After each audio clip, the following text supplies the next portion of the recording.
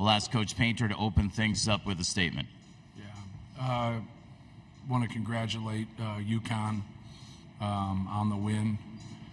I thought they had some separation there in the first half. At the end, I thought we had a couple plays where they made some tough shots. We had some shots at the rim, and it just kind of pushed that lead to 6 right there. And we needed kind of a break to keep that even. But I thought the difference, I thought our guys really gave good effort and energy defensively in guarding them. And I thought that the real difference ended up being their ability to offensive rebound in the second half. We just were wasting so much energy to fight once they got it to double digits, and then we would get stops and we couldn't get rebounds. And that was just really hard for us to overcome at that time. They did a great job of staying home, and then we were going to go to the well with Zach as much as we could at that point. But in a game like this, we had to be able to rebound defensively better, and then we had to have something balance that out, and that was her threes, and they just stayed home with us. They did a really good job defensively. They get a lot of credit, and Donovan Klingon's a very good defensive player, but we've played against athletes, and played against some really good defensive guys this year and in the tournament, but not the collection of defensive players like UConn has. We'd play against somebody and they'd have a lockdown defender. These guys are bringing lockdown defenders off the bench. And, defense always travels. And, tip the hat to them. They were great. Danny's done a fabulous job. Obviously, he won back-to-back national championships. And congratulations to UConn. We're going to take questions for the... Coach, can you talk about the three-point percentage? You guys came in one of the top teams in the country in that.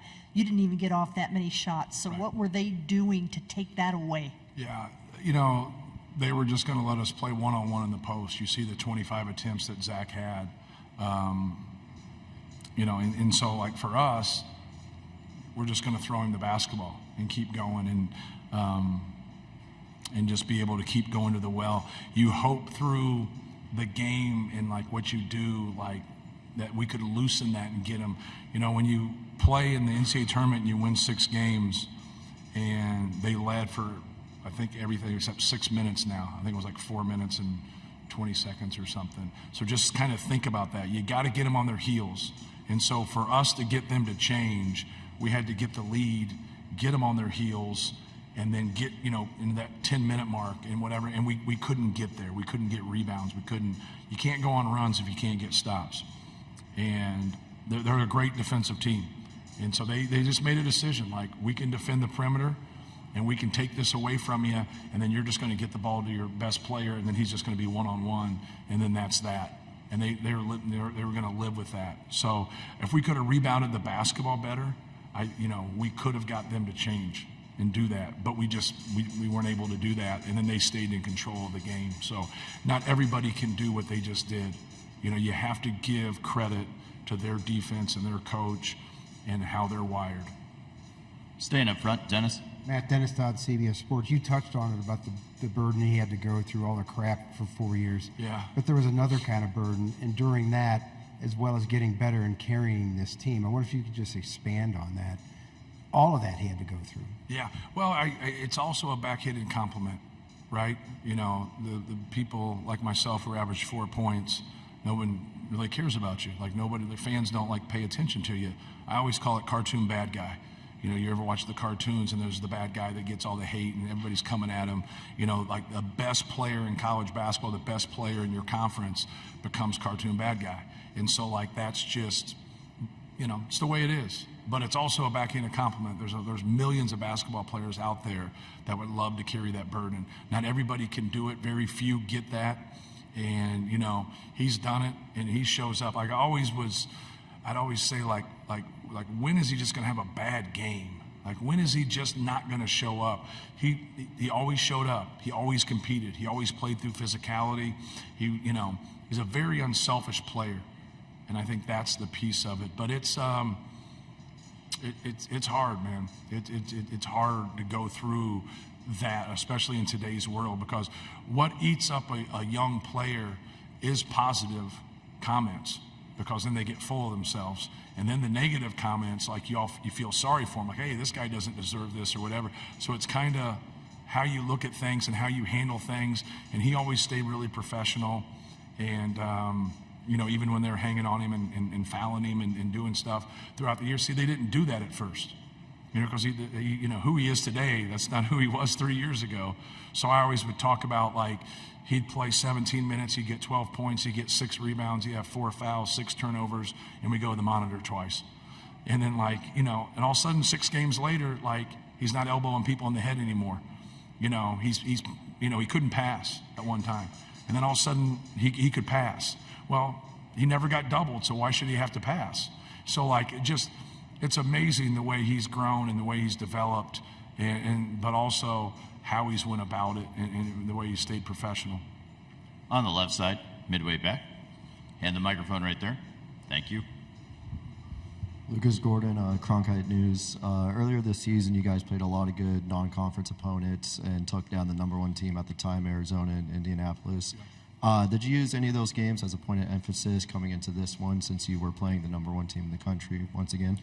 No, not really. The point of interest is you play Illinois and Terrence Shannon can really guard you, and you play Tennessee and Ziegler can really guard you. And it doesn't mean the other guys aren't great defensive players, probably good defensive players, right? And I'm kind of in theory here. So they just had so many good defensive players. At every position, those guys do a great job. They know how to play. They move without the basketball. They have experience, from Tristan Newton's 5th year, Cam Spencer's 5th year, but Caravan and Klingon, in their 2nd year, they play like veterans. They have a great program. They have a great system, both offensively and defensively. They're a well-oiled machine. That's where they separate, because they do have laws offensively if you watch them. They have, they'll beat somebody by 25 and go 3 for 20 from 3. You're like, well, damn. What if they go 12 for 20? But it kind of shows you who they are. They didn't get out on us and really get in transition, because we didn't turn the ball over, as much as some other people that they've played. But they're just, they're so good when they get in transition and they get those runs. But the difference with them is how they are defensively. They're a better defensive team overall than all those other teams that we played, and that says something, because those are some pretty good teams. In the back of the room on the right side. Raise your hand for us. Thank you. Andy Dorff, Sports Byline USA Radio Network. Talk about that on-the-ball pressure and how daunting it was for you guys to get in your sets, right, and why it made you guys so one-dimensional. Yeah, we were one-dimensional because of how good, Zach Edey is. So we were comfortable going to him, right? We were comfortable continuing to do that, because that's what they're giving you. When a great defensive team says, okay, here's how we're going to play it, and you want to fight that and you want to take tough bad threes are going to be runouts for them. And that's what we really talked about. We kept showing those clips, and guys, you hear people say, they get thirsty. 3-point shooters that don't get looks now start take ones that they shouldn't take. And now that for them, they're just going to go score at the other end. So that's what we were talking about. Just take what they give you.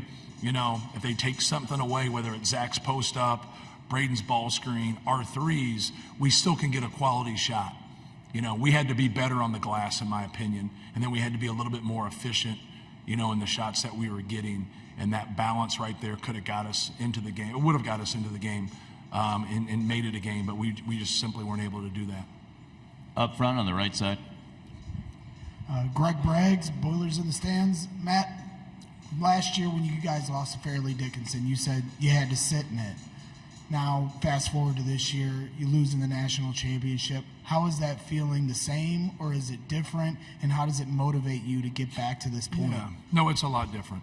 It's obviously a lot different to get to the Final Four and get into the championship game. It hurts because, these opportunities are slim. You say you're going to get back here, but, you want to use this as motivation to get it back here and keep growing your program. But no, it's a lot different than, last year when you put yourself in a great position and you don't take advantage of it. We put ourselves in a great position now, and we took advantage of it. we just came up a little bit short to a great team. But I told our guys in the locker room, like, you know, when you have the most wins in school history, you're the first team to win back-to-back championships by multiple games since 1976, which was the last undefeated team in college basketball, and you get, you know, an eyelash away from winning it all, like that, you know, that's the standard. And so, like, now we're going to, just like any other year, we're going to take 2 to 3 weeks off, and then we're going to get back to work. And obviously it's not going to be a lot of work until, you know, the summer in terms of from a team standpoint, but you know, those guys are going to be getting into the gym and fighting and competing, and we like our young guys that are coming in next year, you know, so we're excited.